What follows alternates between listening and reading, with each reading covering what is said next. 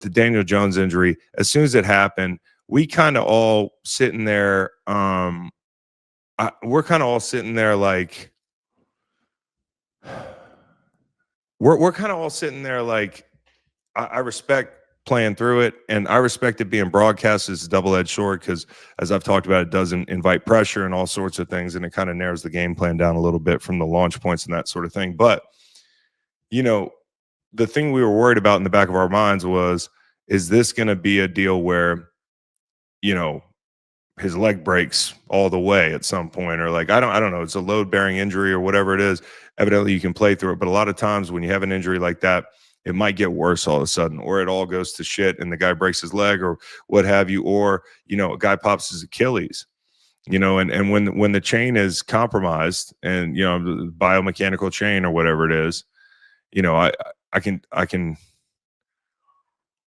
I can't explain it because I was a player, not an athletic trainer, but I'll just say, like, it is a chain and your body moves in a chain and you compensate for things. So when you get hurt, it's a lot of times why you see, guys get hurt in other areas of their body, overcompensating, they're not running correctly. Their biomechanics are not correct. And so while I can't say for sure that the Achilles is a direct result of playing on a broken leg, I have a feeling. And so it's a tough deal. Just the fact that they're playing him, I would have thought Riley Leonard would have looked better because they've had opportunities to add somebody to the roster or like find dress a third quarterback with a guy who's playing on a broken fibula, and they hadn't done it. And, obviously Anthony Richardson is still on IR, and who knows what happens the rest of the way this year. And maybe we are writing them off too soon. Like maybe Anthony Richardson gets healed and it's his hero story moment. Like maybe that's the one thing we're not considering. We've been sitting here for 30 minutes like, do you pay Daniel Jones? As if the end of the season is a foregone conclusion and all that stuff, as if they need to pack up their tents and leave. It's not that simple. We all sit here as fans and we're like, yada, yada. Somebody who said, who the fuck is Riley Leonard? Am I tripping? Is he not the quarterback for the Indianapolis Colts? He's the backup quarterback that I watch for 45 minutes a day. He's the guy who played. He came in for Daniel Jones. He's a Duke guy, just like so it's awful, man. Like last night we lose to Duke.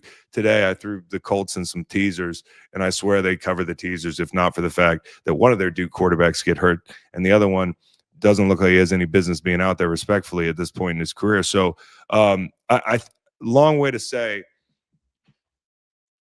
I think number one, you don't want to write a team off. They're a prideful group. Maybe they have an answer. I doubt it, but maybe they have an answer. Number two, if they don't have an answer, this opens the field up a little bit. There's a little bit more insurance for people like the Chiefs.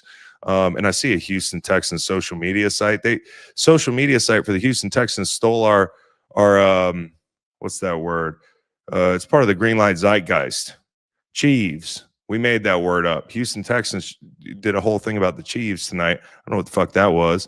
Get your people, Evergearlings.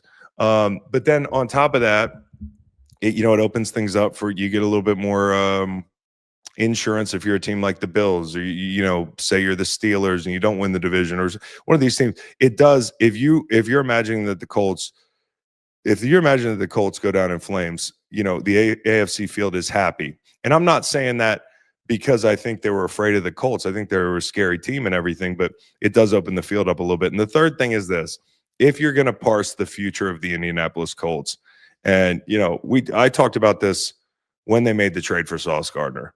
It's a good trade because your window is next year and this year. Okay, the dudes who are up after this season: Daniel Jones, Braden Smith, Kwity Paye, Alec Pierce, Nick Cross. After 26, I think the door shuts a little bit. Pittman, Buckner, Nelson, Taylor, Kenny Moore, Grover Stewart, Josh Downs. It is time right now. And that's why they made that move the way they made the move. And, for me to sit here and say that football should be fair and Daniel Jones should get paid because he earned that paycheck, that sounds good in theory. I'm so gutted for the guy.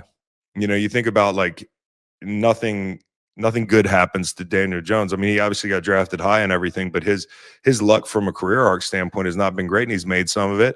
But New York was a shit show. He makes his way out of New York. He looks this way right up until he gets hurt. He threw a bad pick, but he's still throwing the ball well the last month of the season. Is he missing some things? Yeah, but he has worked his way into a position where he's valuable to a team and he's in line to get a big deal.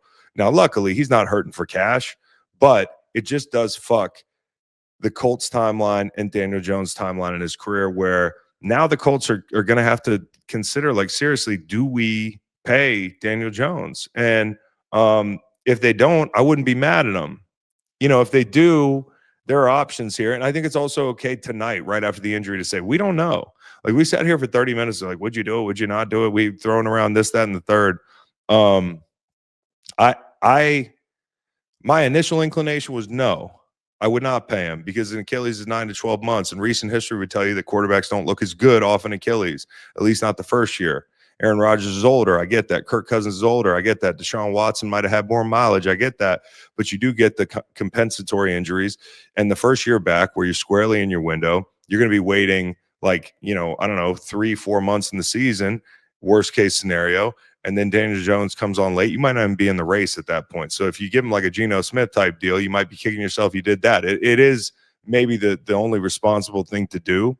And you try to bring in a bridge to get you there next year. But in my mind, I have no idea what you're doing until you tell me, the training staff, what kind of track is he on if we get this thing surgically repaired. And I'm not an athletic trainer, obviously. I don't look like one. I don't know anything. So to me, I tear the Achilles. I tear my Achilles. I don't diagnose Achilles tears. I couldn't tell you as a player what this, and it's never happened to me, knock on wood. I'm not planning to pick up basketball.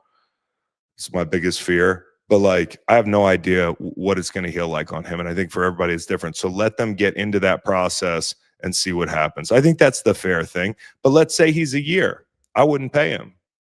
And that's tough. It really is.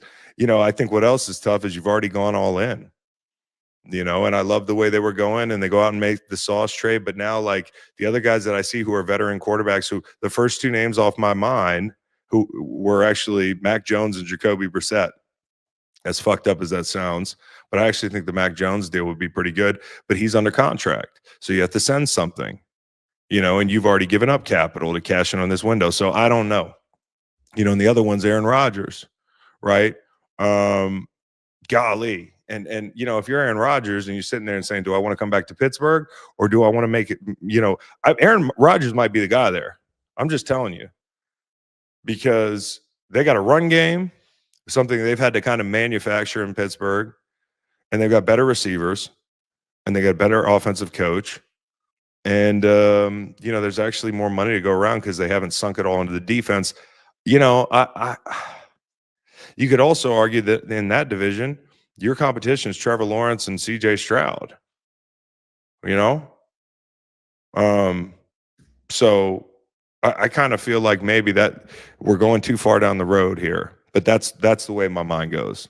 We're thinking. I don't know if they have the capital to go out and get somebody. So